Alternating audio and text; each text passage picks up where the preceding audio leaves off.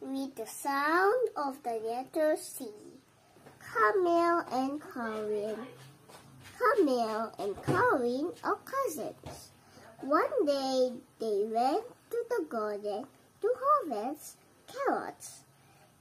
Camille and Carlwin cooked carrot soups and made a carrot soup. Circle the letter of the correct answer. Who are cousins? A. Camille and Carlwin. B.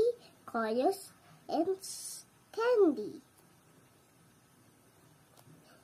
A. Number 2. What did Camille and Carlwin harvest? A. Corn. B. Carrots. C. Cabbage. B. Carrots. Number 3. What did Camille and Carlwin cook? A. Cookies. B. Carrot soup. C. Corn soup. B. Carrot soup. Number 4. Did Camille and Carlwin make the carrot soup together? A. Yes. B. No. A. Yes.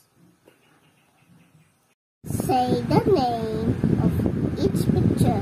What is the beginning sound of the name of each picture?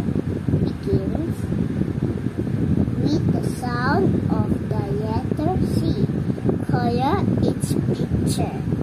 Cat, cat, can, caterpillar, carrot, camera,